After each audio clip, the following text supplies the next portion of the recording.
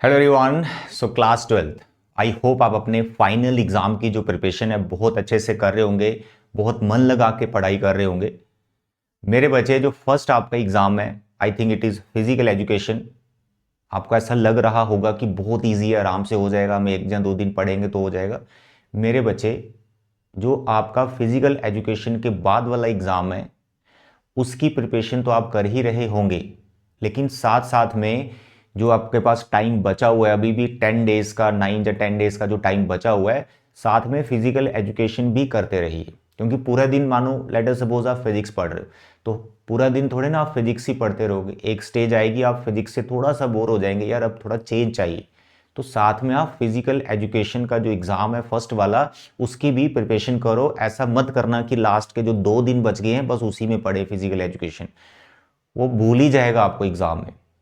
तो my suggestion कि जितना भी टाइम बचा हुआ है 8 to 9 days, please physical education साथ साथ में पढ़िए अपने हैवी सब्जेक्ट के साथ, राइट।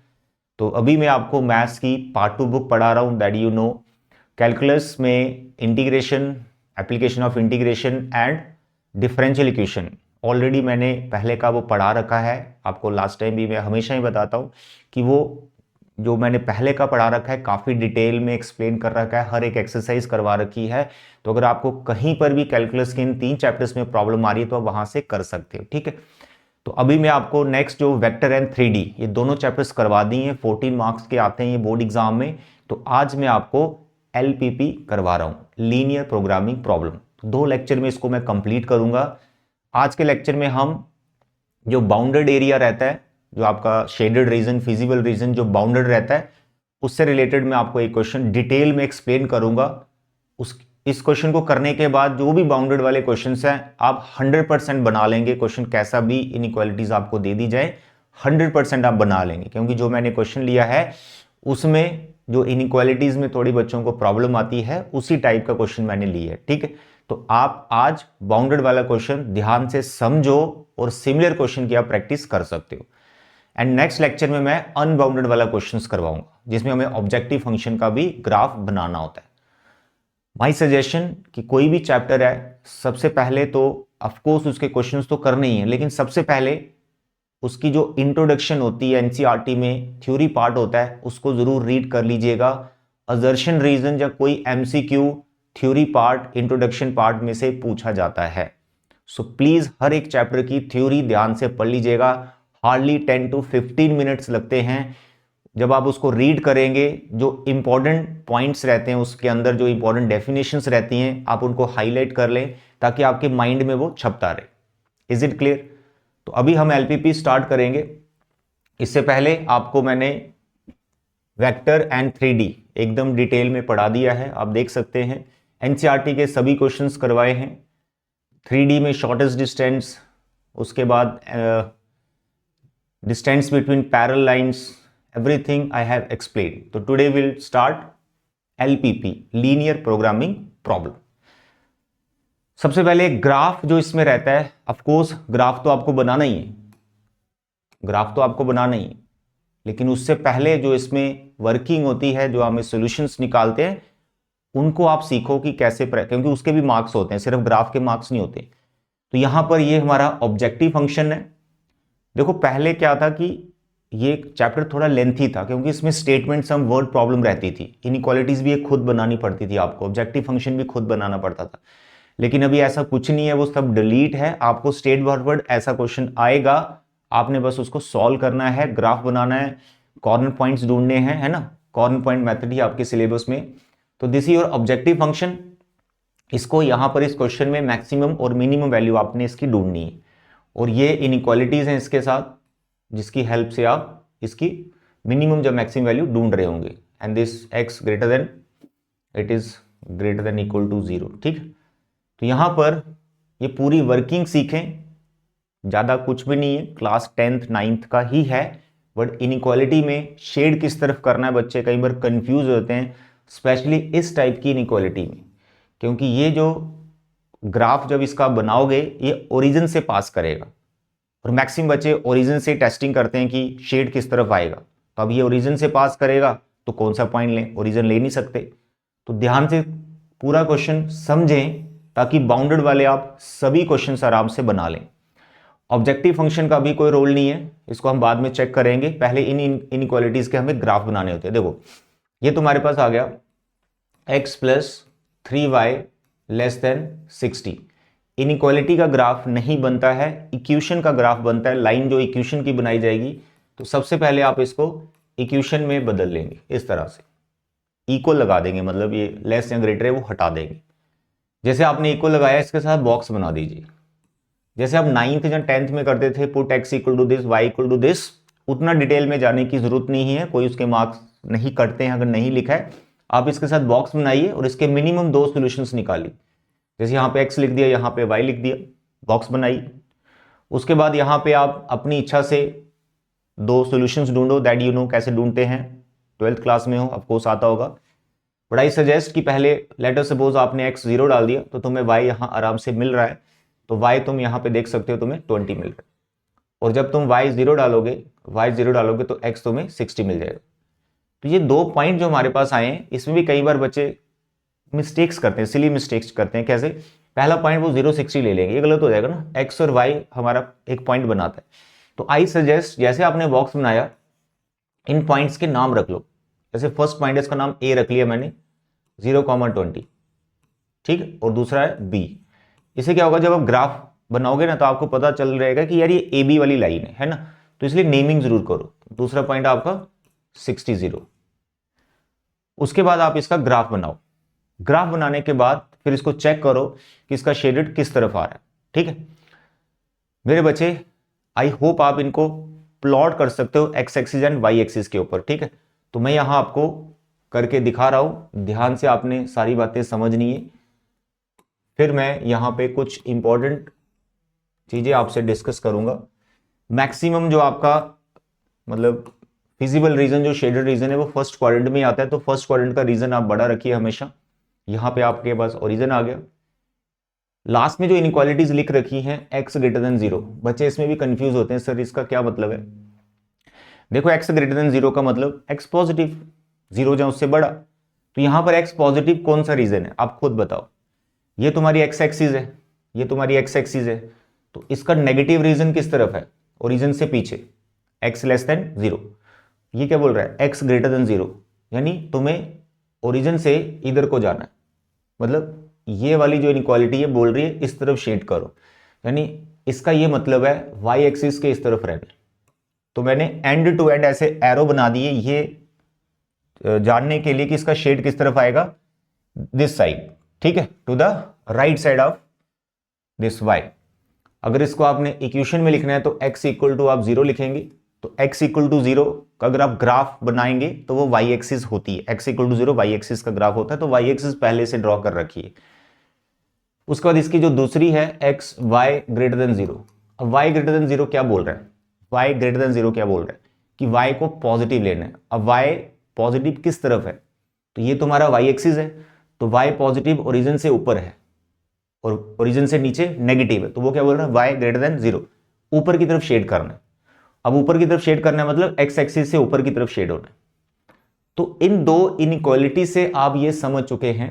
अच्छा, अगर मैं इसको इक्वल टू लिखता हूं तो y equal to 0, that you know x axis की इक्वेशन होती है जो पहले से ड्रॉ है। बस आपको ये देखना होता है, आपको बस ये देखना होता है कि कहां पे उसका शेड आ रहा है। तो इन दोनों इनइक्वालिटीज को समझने के बाद आप ये चीज तो जरूर समझ गए कि जो आपका शेडेड रीजन आएगा, फिजिबल रीजन आएगा, वो फर्स्ट क्वाड्रेंट में आएगा, क्योंकि इससे यहां रहना है, इससे ऊपर रहना है, तो शेड यहां कहीं बनेगा। देखा गया बहुत से बच्चे यहां पे शेड कर रहे होते हैं, यहां साइड में, यहां कोई शेडेड नहीं आएगा। जब ये दो इनइक्वालिटीज लिखे हैं तो शेडेड रीजन आपका फर्स्ट क्वाड्रेंट में ही आएगा। Is it clear? तो ये है दो बेसिक इनइक्वालिटीज जिनका ग्राफ मैंने आपको समझा दिया। अब जो मैं फर्स्ट वाली लाइन बना रहा हूं ए बी, उसका ग्राफ बना के दिखाता हूं। तो ए बी में पहले पॉइंट की प्लॉटिंग करनी, तो आप देख सकते हैं यहां पर पहला पॉइंट है आपका 0,20 और दूसरा है 60। 0,20 कहां पे आएगा, ये प्रॉपर आपको एक ग्राफ पेपर पे बनाना होता है, आपको ग्राफ दिया जाएगा एग्जाम में। तो फर्स्ट इज 0,20, 0, तो यहां पे 10-10 का अगर गैप लूं तो ये आ गया तुम्हारा ए पॉइंट। तो इसके साथ आपने कोऑर्डिनेट्स भी लिख देने हैं, पॉइंट का नाम भी लिख देना है, ठीक है, 0,20। उसका दूसरा पॉइंट था हमारे पास 0,20 के बाद 60। तो एक्स 60 है, तो 10-10 का गैप है, 10, 20, 30, 40, 50 और 60, ये तुम्हारा बी पॉइंट, इट इज 60। ठीक, आई होप आप ये बना लोगे। फिर इसको बिल्कुल स्केल से पेंसिल यूज करते हुए आपने इसका ग्राफ बना देना है। तो इसको ज्वाइन करेंगे, इस तरह से तुम्हारे पास लाइन आई। जैसे आपने दो सॉल्यूशंस बना लिए, ऐसे आप लाइन ड्रॉ कर लीजिए और उसी वक्त आप जान लो कि इसका शेडेड किस तरफ होगा, यानी इसके सॉल्यूशंस किस तरफ है इनइक्वालिटीज के। वो कैसे पता चलता है मेरे बच्चे? जैसे आपने ये लाइन ड्रॉ की है, इस रेक्टेंगुलर प्लेन के दो रीजन्स बन गए हैं, this is upper region and this is low region. ये upper region and this is low region. एक तरफ सॉल्यूशंस होते हैं और एक तरफ सॉल्यूशंस नहीं होते हैं। अब वो कैसे चेक करना है कि किस तरफ सॉल्यूशंस है? तो आपका रूल क्या है, इस लाइन के अपर रीजन या लो रीजन का कोई भी एक पॉइंट लो रैंडमली। जैसे मैं अगर मैं बात करूं ए पॉइंट, तो बहुत से बच्चे अगर मानो ए पॉइंट ले लेते हैं 0.20 और इस पे इनइक्वालिटी में डालते हैं कि वो कैसा सेटिस्फाई कर रहा है, ये पॉइंट नहीं कर रहा है, तो आपको ए पॉइंट कभी नहीं लेना है, क्योंकि ए पॉइंट लाइन के ऊपर का पॉइंट है, वो तो सेटिस्फाई करेगा ही ना, क्योंकि सॉल्यूशन तो वहीं से निकाले। तो लाइन के ऊपर का पॉइंट कभी नहीं लेना, अपर रीजन या लो रीजन का पॉइंट ले लो। जैसे अपर रीजन की बात करूं, यहां मैंने लिखा है 60, ऊपर चल जाऊं तो यहां पे 40, तो 60-40 अपर रीजन का पॉइंट है, तो आप 60-40 पुट कर सकते हो। लेकिन जब लाइन आपकी ओरिजिन से पास नहीं कर रही, तो ओरिजिन सबसे सिंपल वाला पॉइंट है, ज्यादा कुछ कैलकुलेशन भी नहीं करनी, तो आप ओरिजिन से टेस्टिंग किया कीजिए। आई बात समझ में? शेडेड रीजन जानने के लिए। अब वो कैसे टेस्टिंग करनी, देखिए यहां पर ये मैंने बॉक्स बनाया, ये मैंने 2 पॉइंट बनाए, ग्राफ बना चुका हूं। प्रॉब्लम किसका? शेड किस तरफ होगा। तो इसके आगे ही तुम्हें वापस इस इनइक्वालिटी को लिखना है। देखिए x + 3y < 60, इस इनइक्वालिटी को लिखना है और इसमें एक पॉइंट पुट करना है जो इस लाइन के ऊपर का ना हो। जैसे कि अब यहां पे ओरिजिन ले रहा हूं, लो रीजन का पॉइंट है ये ओरिजिन, तो मैंने ओरिजिन इसमें डाला, x और y की जगह आपने 0-0 डाल देना। जैसे आप x और y की जगह 0-0 डालेंगे तो ये 0 आएगा, तो 0 < 60। अब आपको इस स्टेटमेंट को समझना होता है और ये देखना होता है ये ट्रू स्टेटमेंट आ रही है कि फॉल्स स्टेटमेंट आ रही। तो आप देखें 0 < 60, हाँ 0 तो छोटा ही होता है 60 से, तो ये ट्रू स्टेटमेंट, तो आप लिखना है विच इज ट्रू। मानिए जो ओरिजिन है, जो कि लो रीजन का पॉइंट है उस लाइन के, तो ये ओरिजिन इस इनइक्वालिटी को सेटिस्फाई कर रहा है। तो इससे ये कंक्लूड हम करते हैं कि उस रीजन में जितने भी पॉइंट्स हैं वो सारे इसको सेटिस्फाई करेंगे, यानी लो रीजन वाले सॉल्यूशंस हैं। तो लो रीजन में आपको शेड करना है, शेडेड रीजन हमें सॉल्यूशन बताता है। तो यहां पर इस लाइन के लो रीजन में रहना है, यानी इसका शेड नीचे को आएगा। ऐसे पूरा नहीं करना, ऐसे हल्का हल्का आप कर सकते हो, बाद में जो कॉमन होगा उसको हम ले लेंगे। और इस लाइन के नीचे मत आ जाना, नीचे शेड मत करना, क्योंकि वो पहले बता चुके हैं कि इस लाइन से ऊपर है और इस लाइन से इस तरफ, तो इसका शेड नीचे को आएगा, ये हमने कर दिया। तो एक लाइन का काम हो गया, एक इनइक्वालिटी का काम हो गया। ऐसे ही दूसरी, ऐसे ही तीसरी, प्रोसीजर सेम है। अब हम बात करते हैं नेक्स्ट वाली इनइक्वालिटी, जो है तुम्हारे पास x + y > 10, x + y > 10। इसको हम चेंज करेंगे इक्वेशन में, बॉक्स बनाएंगे और इसमें पुट करेंगे। जैसे 0 डाला यहां 10, यहां 0 डाला यहां 10।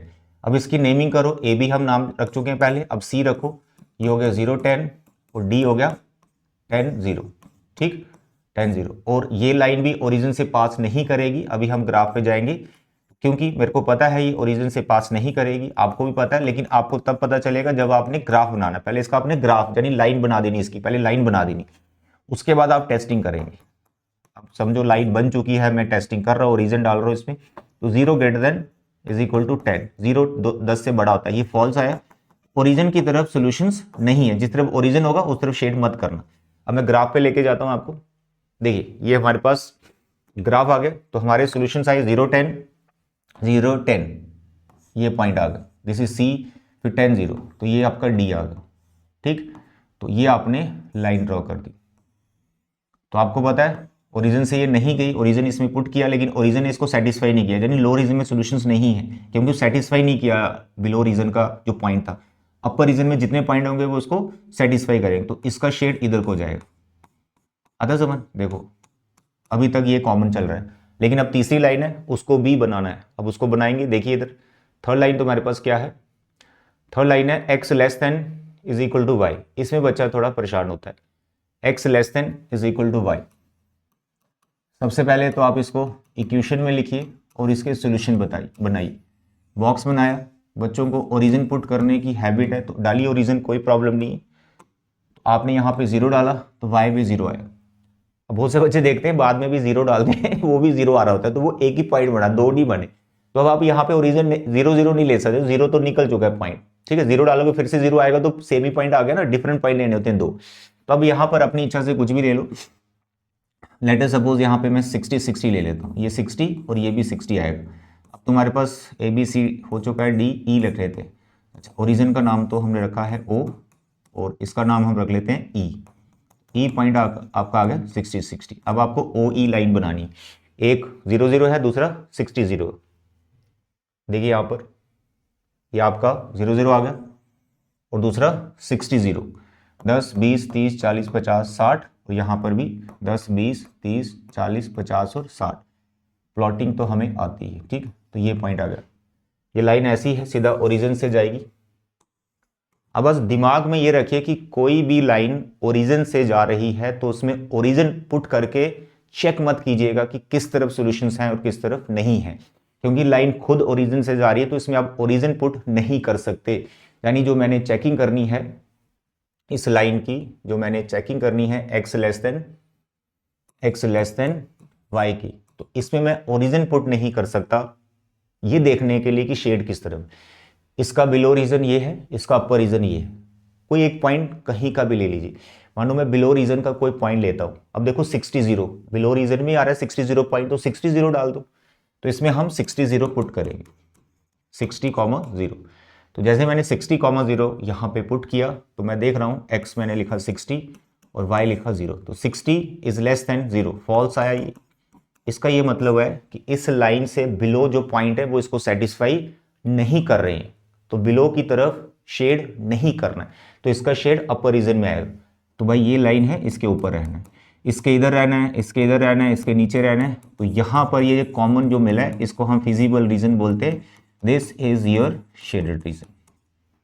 आते समझ? तो ऐसा आपको फटाक से 5 मिनट के अंदर अंदर पूरा काम कर लेना है। फिर 1 मिनट आपको लगाना है कॉर्नर पॉइंट्स देखने के बाद उसके ऑब्जेक्टिव फंक्शन की वैल्यू को चेक करना है, ठीक है। तो this is your shaded region. I hope it is clear. Corner point method क्या कहता है कि जो आपका शेडेड रीजन आया है उसकी जो बाउंड्री पे दो लाइनें जहां मिल रही हैं वो कॉर्नर होता है। तो एक पॉइंट तुम्हारा ये है कॉर्नर जो कि A है 0,20, एक तुम्हारा C है जो कि है 0,10, एक तुम्हारा पॉइंट यहां पे आया। ग्राफ पेपर जो आपके पास होगा उसमें ये पॉइंट आपको मैक्सिमम टाइम दिख जाता है कि ये पॉइंट के कोऑर्डिनेट्स क्या हैं, लेकिन अगर नहीं दिखे तो ये पॉइंट जो लाइन आपस में इंटरसेक्ट करनी है इस पॉइंट पे, उन लाइन को सॉल्व करना होता है, फिर आपको ये पॉइंट मिलता है। कई बार वो पॉइंट फ्रैक्शन में होता है। ग्राफ पे मत जाइएगा आप हमेशा सॉल्व कीजिए, it will take hardly 30 seconds. जैसे मैं आपको बताता हूँ, जैसे CD वाली लाइन है, ठीक है, या फिर ये वाली ओरिजिन वाली जो लाइन है वो ये है x is equal to Y, और जो CD वाली लाइन है वो हमारी सेकेंड लाइन थी। CD वाली लाइन जो हमारी सेकेंड लाइन थी ये वाली, x plus Y is equal to 10, x plus Y is equal to 10। आप इन दोनों इक्वेशंस को सॉल्व करो, जो इन दोनों इक्वेशन को सॉल्व करके मिलेगा वो ये पॉइंट ऑफ इंटरसेक्शन होगा। अगर ग्राफ पे कॉन्फिडेंट आप दिख रहा है सर ये 10-0 है, जहां 10-10 है, जहां 20-10 है, तो आप ले लीजिए, नो प्रॉब्लम। लेकिन आपको अगर हल्का सा भी कंफ्यूजन हो रहा है कि इधर उधर चल रहा है मेरा पॉइंट, तो आप इन दोनों इक्वेशन को सॉल्व करके पॉइंट ऑफ इंटरसेक्शन निकालो। तो कितना टाइम लगेगा? 30 सेकंड लगेंगे सॉल्व करने में। x और y बराबर है तो x plus x is equal to 10, 2x is equal to 10, x is equal to 5। तो x 5 आया, y भी 5, तो ये वाला पॉइंट तुम्हारा 5-5 है। तो ये कॉर्नर मेरा 5-5 मिला।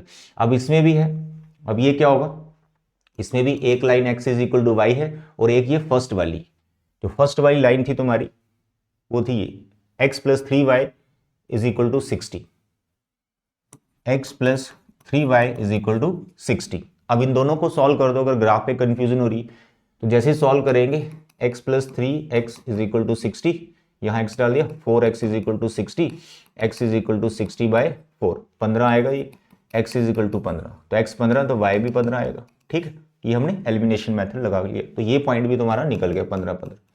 तो ये कॉर्नर पॉइंट्स आपको ग्राफ से मैक्सिमम टाइम मिल जाते हैं, बट मैं आपको बोल रहा हूं कि अगर कंफ्यूजन हो रही है तो आप यहां पर जो पॉइंट ग्राफ पे पता नहीं चल रहे तो इक्वेशंस को सॉल्व कीजिए। मैंने यहाँ पेयर वाइज आपको सॉल्व करके सिखा दिया कि कैसे निकालते हैं corner points. Is it clear? अब नेक्स्ट मेथड क्या कहता है, ये कॉर्नर पॉइंट के लिए आपको ऑब्जेक्टिव फंक्शन को चेक करना है। अब चलते हैं हम यहाँ क्वेश्चन की तरफ। ये देखो, इसको ध्यान से देखो क्वेश्चन को। ये हमारा ग्राफ बना, ये हमारा फिजिबल रीजन है, ये मैंने सारे पॉइंट्स आपको निकाल के दिखा दिए। अब यहाँ पे देखो ध्यान से, यहाँ पे देखो ध्यान से, मैक्सिमम जब मिनिमम की बात कर रहे हैं तो इस तरह से आपको ये टेबल बनाना है पूरा। यहाँ कॉर्नर पॉइंट्स निकले हैं जो हमने अभी निकाले, उसके बाद कॉरस्पॉन्डिंग जो वैल्यूज हैं वो आपको यहाँ पे मिल जाएंगी। ऑब्जेक्टिव फंक्शन में आपने एक्स और वाई की जगह पुट करना है, जैसे 0 एक्स की जगह, वाई की जगह यहाँ 10 पुट करा तो 90 आ गया, फिर 5 किया 60 आ गया, 15 किया 180 आ गया, 0 किया 180 आया।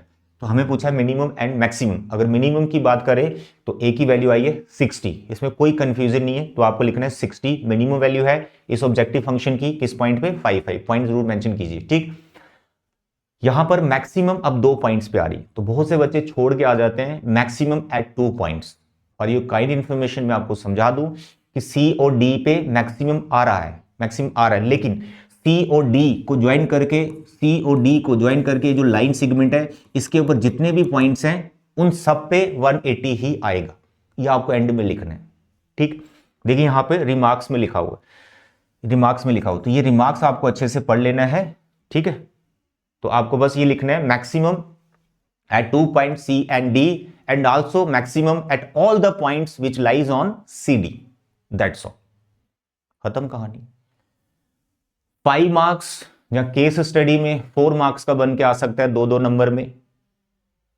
प्लीज इसको अच्छे से कर लीजिएगा।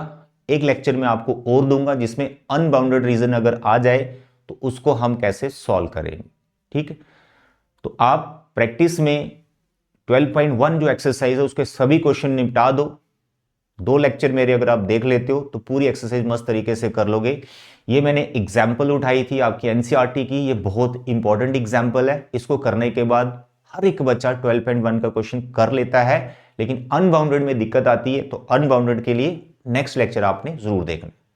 ओके डियर, तो आज के लेक्चर में इतना बचे। Thank you, bye bye and take care.